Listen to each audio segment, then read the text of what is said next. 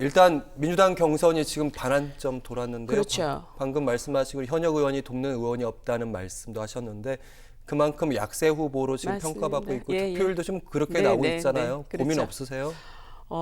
고민이 많이 있죠. 그런데 이제 어떻게 보면 사실은 경선 룰을 만들 때부터 이런 결과가 예견된 점이 있습니다. 뭐 언론에서도 많이 다루었지만 기존의 그 우리 민주당이 했던 경선 방식은 아니거든요.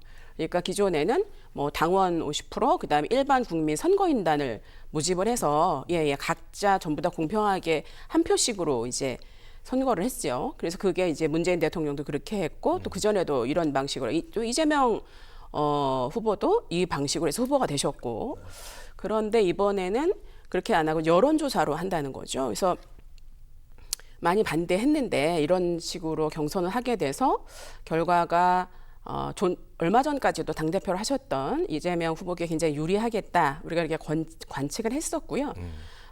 저희가 관측한 대로 돼서 사실은 민주당이 그동안 해왔던 그런 가치를 국민과 함께하는 대통령 후보 선출이라고 하는 것들을 했으면 좀 더 낫지 않았을까 이런 생각 하나 하고 또 한 가지 아쉬운 건 사실 이런 룰을 정할 때는 각 캠프의 대리인을 이렇게 오시라고 해서 같이 의논을 합니다.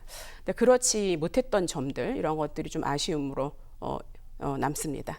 어쨌든 불리한 방식이긴 하지만 어쨌든 그것 때문에 아예 경선에 참여하지 않은 분도 계셨는데. 그렇죠. 예.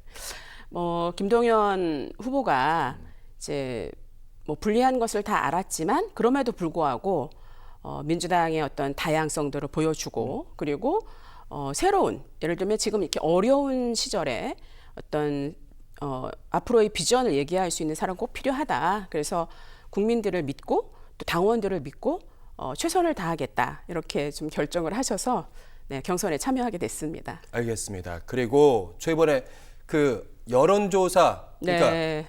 권리당원의 득표입니다. 거기에 대해서 그 득표에 대해서 투표율에 대해서 분석을 하고 집계를 하는 업체가 있는데 네. 이 업체가 불공정한 업체다 이렇게 문제 제기를 좀 하셨더라고요. 네, 그렇습니다. 그 업체는 지난 이번 22대 총선의 그 경선 때 여러 가지 문제로 인해서 배제가 됐었던 그런 업체예요. 본인 스스로들 나간 게 아니라 그래서 문제가 있어서 그동안 행정에 문제가 있어서 배제가 됐던 업체인데 나중에는 뭐 여러 가지 과정을 통해서 억지로 또 들어오기도 하고 이런 사연이 있었어요. 그래서 저희가 알아서 사실은 이런 업체는 배제해야 되는 거 아니냐. 이미 공정성에 문제가 생겼었던 거기 때문에 배제해야 되는 거 아니냐. 이제 이런 얘기들을 좀 했는데 당에는 좀 받아들여지진 않아서 그 점도 굉장히 아쉽게 생각합니다. 사실은 지금 이제 이 여론조사 신뢰성을 어디까지 믿을 수 있느냐 이게 이제 굉장히 문제가 되고 있지 않습니까? 뭐 예를 들면 지금 국민의힘 같은 경우도 국회의원 재보궐 선거라든지 지난 대선이라든지 이런 과정에서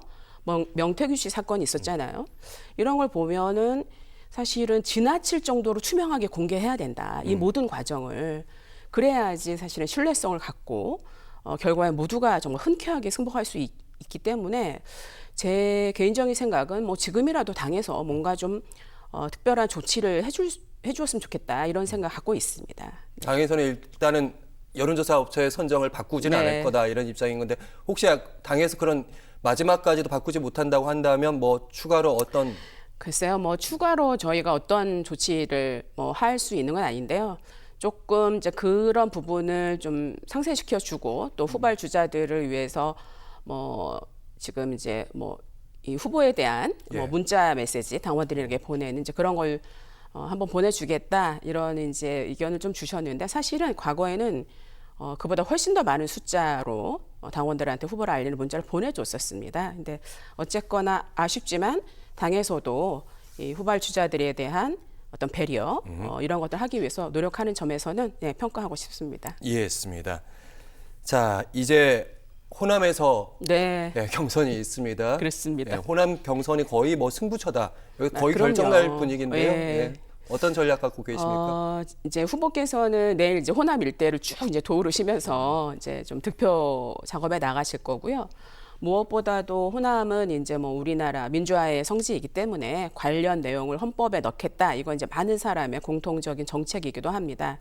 그런데 호남 분들의 말씀을 드리면 우리를 5.18 에만 가두지는 말아라. 물론 아주 중요하지만 이렇게 얘기하시고 계시고 그래서 저희 정책은 호남을 중심으로 해서 서해안 아리백 벨트를 만들자. 그래서 신재생 에너지를 가지고 어떤 호남이 발전할 수 있는 수도권까지 연결할 수 있는 이제 그런 정책들을 지금 마련하고 있고요.